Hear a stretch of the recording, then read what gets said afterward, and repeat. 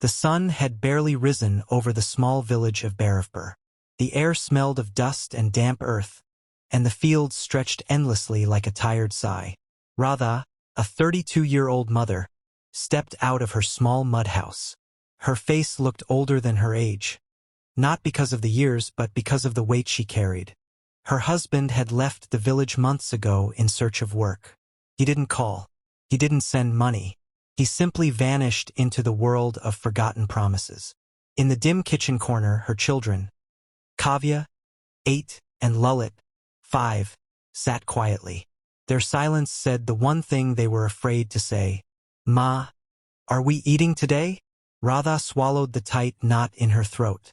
She didn't have the answer. Radha walked to the village well, balancing a heavy metal pot. But the pot wasn't the heaviest thing she carried. Her thoughts were, "I'm failing. I can't do this. Why does life punish people like me? Maybe I'm cursed."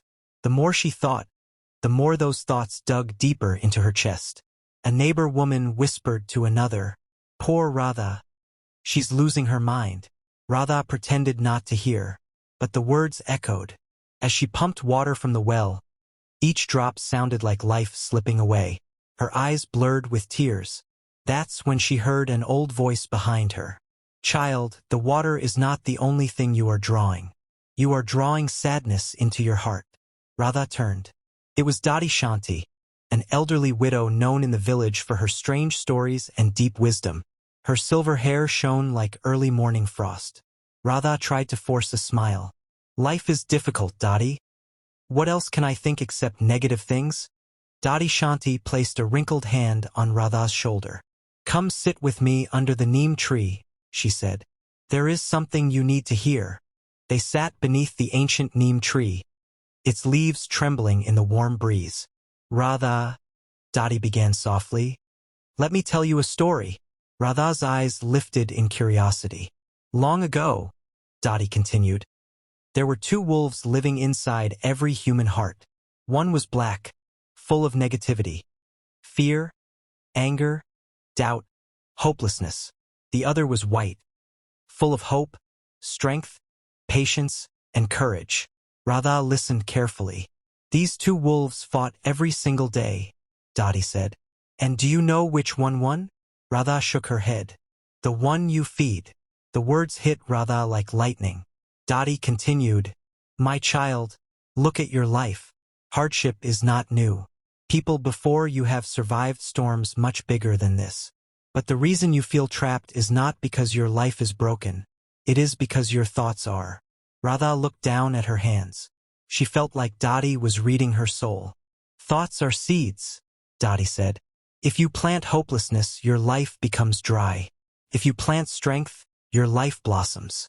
Radha whispered, "But how can I think positive when my children sleep hungry?" Dadi nodded. "I know that pain. I lived it. But positivity doesn't solve everything in one day. It gives you the strength to start solving one step at a time." She leaned closer. "Feed the white wolf, Radha. Feed it with even the smallest hopeful thought, and your life will begin to shift. Slowly, quietly, but surely." That afternoon, Radha returned home with the same problems, but a slightly different heart. Her children rushed to her. "Ma, is there anything to eat?" Radha smiled gently. "Not right now, beta, but we will cook tonight." That was the first time she had said something hopeful in weeks. She sat on the floor and took a deep breath. "Feed the white wolf," she whispered. She didn't know how. She didn't know where to begin. So she decided to start with one small step. She picked up a basket and went to the forest edge to collect dry wood. She hadn't done it in months. She had no strength earlier. But now she had a tiny spark. It wasn't much, but it was a beginning. As Radha gathered wood, a jeep stopped on the dusty road nearby. A woman stepped out. She wore simple clothes but walked with confidence. "Are you from the village?" she asked Radha. "Yes," Radha replied timidly. "I'm Mire. I run a small women's handicraft center. We buy handmade baskets, brooms, and embroidered work from village women." Radha listened, surprised. "We are short on workers this season. Would you like to join?" We pay weekly. Radha felt her breathing stop. Work? A chance? A beginning? I can try, she said. Mira smiled kindly. That's all you need. To try. She handed Radha a small training kit. Radha held it like it was treasure. That night, Radha's house had a small fire burning outside, warming a pot of lentils. It wasn't a feast, but it wasn't nothing. As her children ate happily, Radha felt something unfamiliar. Belief, not in miracles, not in destiny, but in herself.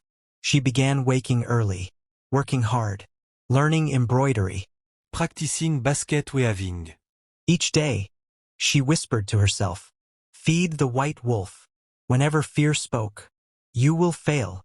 What if Mira doesn't pay you? What if your husband never returns? Radha replaced it with simple, gentle thoughts. Let me try. I will manage. I am stronger than yesterday. Her life didn't become easy. It became possible. And that made all the difference. Weeks passed. Radha began earning small but steady money. She bought vegetables again. She stitched new clothes for her children. She even repaired the roof. The villagers noticed her transformation. Radha looks different, a woman whispered. She seems lighter. One evening, Mira visited Radha's home. You've improved a lot, she said warmly. Would you like to teach the new women at the center? Radha's eyes widened. Teach? Me? Yes, Mira said. You have patience, skill, and warmth. We need someone like you. Radha felt tears fill her eyes. Not tears of pain, but of pride. Months later, one afternoon, a tired man walked into the village. It was Radha's husband. He looked thin, worn out, and ashamed. Radha, he said softly, I'm sorry. I couldn't find work. I lost everything. Radha looked at him calmly. Before, she would have cried. Before, she would have blamed. Before, she would have broken. But now, she had rebuilt herself. She simply said, Sit. You look hungry. He stared at her as if seeing her for the first time. You've changed, he whispered. Radha smiled. No. I just stopped feeding my fear. That night, as her children slept curled beside her, Radha sat under the same neem tree where Dadi Shanti had once spoken to her. She whispered into the night, I thought my life was controlled by fate, but it was controlled by my thoughts. She closed her eyes. I cannot control everything, but I can control what I choose to believe. And with that simple realization, her life was never the same again. Negative thoughts are powerful, but only if you feed them.